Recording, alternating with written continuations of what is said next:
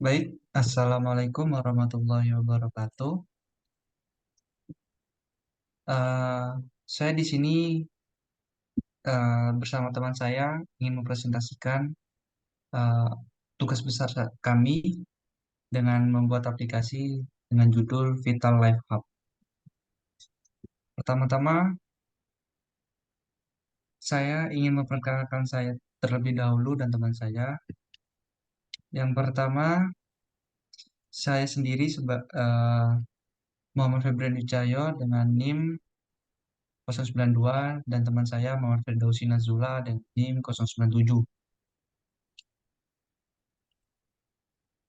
Selanjutnya, latar belakang kami untuk membuat aplikasi ini ialah kekurangan aplikasi kesehatan saat ini dalam menyediakan layanan mencari rumah sakit, berkomunikasi dengan pihak rumah sakit, dan berkonsultasi dengan dokter. Untuk mengisi kekosongan ini, kami mengembangkan solusi inovasi yang tidak hanya memudahkan akses informasi kesehatan, tetapi juga meningkatkan efisiensi manajemen jadwal dan konsultasi medis. Dengan fitur-fitur tambahan seperti pencarian rumah sakit, konsultasi daring, manajemen jadwal, dan pengingat janji, desain ini diharapkan dapat memberikan konsultasi positif dalam meningkatkan kualitas layanan kesehatan bagi pengguna. Selanjutnya, yaitu tujuan dari pembuatan aplikasi ini. Tujuan dari pembuatan aplikasi ini adalah menciptakan platform kesehatan yang menyeluruh dan efektif dengan hasil seperti kemudahan akses informasi, komunikasi efektif dengan pihak rumah sakit, berkonsultasi medis secara online, manajemen jadwal, dan meningkatkan kesadaran kesehatan. Diharapkan aplikasi ini dapat meningkatkan kualitas layanan kesehatan, optimalisasi manajemen waktu para pengguna, dan memberikan kontribusi positif pada kesejahteraan masyarakat. Selanjutnya, saya kembalikan kepada teman saya, yaitu Nazula. Terima kasih. Saya di sini akan menjelaskan tentang analisis desain sistem atau produk. Yang pertama, target pengguna yang di dalamnya adalah individu membutuhkan informasi rumah sakit dan pasien yang ingin konsultasi online. Dan yang kedua, batasan aplikasi. Batasan aplikasi itu pencarian rumah sakit berbasis lokasi dan konsultasi dokter secara daring. Dan yang terakhir, platform. Platform ini terdapat di mobile atau di aplikasi mobile yang ada di Android atau di iOS. Ini skenario pengguna, contohnya suatu hari Bu Fika tidak enak badan dan memutuskan untuk menggunakan aplikasi kesehatan. Dengan membuka aplikasi tersebut, Bu Fika langsung masuk ke akun pribadinya untuk membuka fitur pencarian berbasis lokasi. Bu Fika ini langsung membuat janji dengan dokter dan menggunakan fitur yang disediakan. Bu Fika kemudian menggunakan fitur manajemen jadwal untuk memastikan tidak ada bentrok aktivitas lain beberapa jam sebelum janji dokter. Bu Fika menerima notifikasi sebagai pengingat. Setelah konsultasi selesai, Bu Fika menggunakan fitur manajemen jadwal untuk membuat pengingat rutin untuk kunjungan kontrol berikutnya. Dengan aplikasi kesehatan ini, Bu Fika berasa lebih terbaru dan mengelola kesehatannya dengan cepat dan efisien. Ini contoh apa namanya?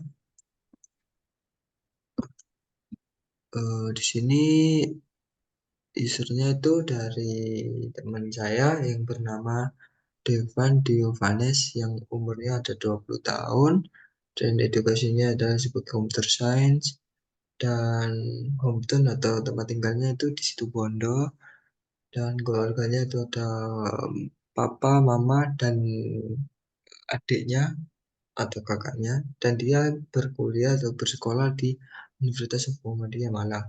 Kursnya itu mendapatkan pengalaman langsung dalam pengembangan program dan yang kedua mengasah untuk meningkatkan kualitas desain antarmuka. Nah, sekarang ke frustasinya, yang pertama tidak begitu banyak mengenal UI atau UX dan yang kedua banyak membuat desain agar memudahkan pengguna. Devan ini mahasiswa informatika yang penuh semangat dan kreatif, sedang membangun profil profesional dengan fokus pada pengembangan UI UX aplikasi. Selama perjalanan studinya, Devan telah mengumpulkan pengalaman praktis dalam merancang antarmuka pengguna UI dan memahami pengalaman pengguna UX. Dia memiliki keinginan untuk meningkatkan keterampilan dalam menciptakan aplikasi yang tidak hanya efisien secara teknis, tetapi juga mampu menarik perhatian menggunakan melalui desain yang intuitif atau menarik. Sekarang ke empathy map, yaitu di sini C-nya itu kurang paham tombol pada ikon home, dan T-nya itu mencari tombol navigasi itu masih bingung, dan DOS-nya itu mencari dalam aplikasi memakan waktu yang lama, dan yang terakhir V-nya itu bagaimana menurutmu tentang tampilan aplikasi kami. Sekarang ke tabel, ini kayak judulnya kita itu memilih dokter untuk mengatur jadwal pemeriksaan. Yang langkah pertama itu membuat akun Vital Labbook. Di sini langkah-langkahnya yang pertama masuk pada halaman login, yang kedua klik sign up, dan yang ketiga masukkan username dan password baru. Yang terakhir klik submit.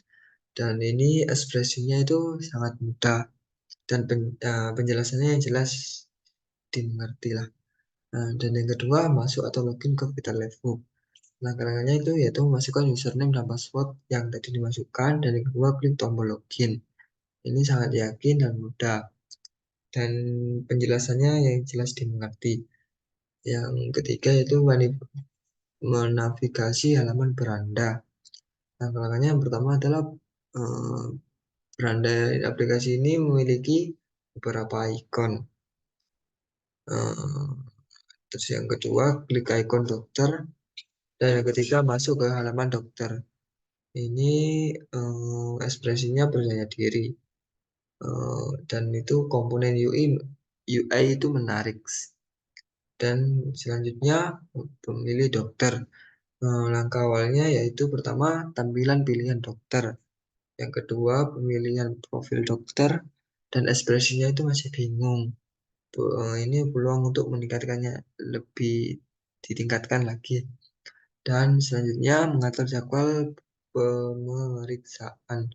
Langkah awalnya yang pertama yaitu klik tombol pesan untuk menghubungi, dan yang kedua komunikasi dengan dokter, dan itu ekspresinya yaitu ragu-ragu dan lega. Dan ini harus peluangnya untuk meningkatkannya lagi. Dan di sini saya akan kembalikan ke teman saya, yaitu Febri Dwi Cahyo.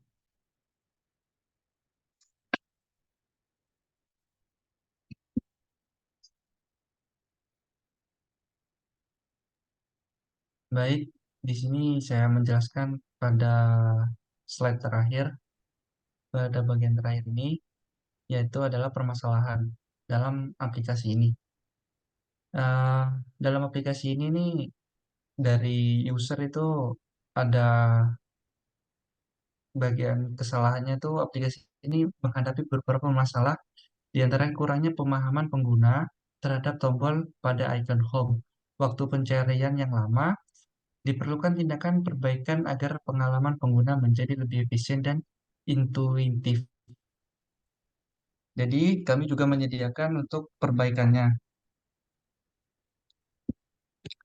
Dalam perbaikan ini, kami juga memperbaiki yang terjadi di permasalahan itu, yaitu di home, di tombol home, kita dapat menambahkan deskripsi yang informatif dan mudah dipahami sehingga pengguna dapat dengan jelas memahami fungsi dan manfaat dari tombol tersebut saat berada di halaman utama aplikasi. Yaitu sudah tertera di sana, yang sebelumnya itu tidak ada penjelasan atau deskripsinya, penjelasannya, terus yang di sebelah kanan adalah sesudah kami beri tentang penjelasan atau fungsi dari icon tersebut, nama-nama icon tersebut. Baik, pada bagian terakhir ini adalah user flow. User flow pertama-tama tuh mulai login, terus masukkan eh, masukkan daftar anak akun, masukkan password dan uh, username dan password. Setelah itu disubmit, kembali lagi kepada login, masukkan user dan password. yang sudah dibuat pada pendaftaran akun. Sudah itu masuk pada login dan masuk ke beranda dan pilihlah di sana ada beberapa pilihan icon, yaitu di sana ada pemilihan dokter, berita, FAQ, profil. Setelah itu pada beranda pilihlah icon dokter dan pilih dokter yang akan dipilih. Selanjutnya hubungi hubungi dokter tersebut sesuai jadwal yang disediakan oleh dokter tersebut. Setelah itu, jika sudah direspon, ya kembali lagi kepada pasien tersebut. Cukup sekian.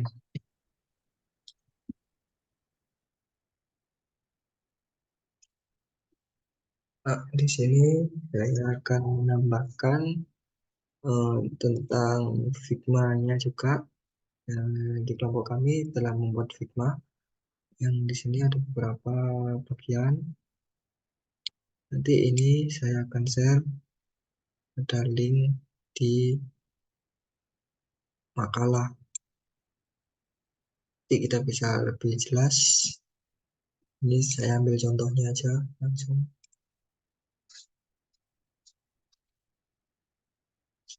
Ini.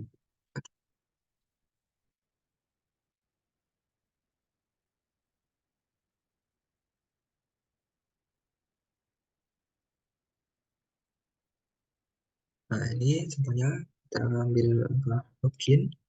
Langsung saja, tadi itu kan suruh pilih dokter kan. Di sini ini ada icon dokter, kita pilih. Nanti kita get start. Nanti kita pilih yang dokter. Di sini ada banyak pilihan dokter. Kita pencet. Nanti di sini ada profil dokternya. Dan di sini buat ngechat dokter atau berkonsultasi. Jadi sini inilah contoh pencethan atau saat kita konsultasi kepada dokter. Yaitu sekian dari kelompok kami. Kurang lebihnya mohon maaf. Wassalamualaikum warahmatullahi wabarakatuh.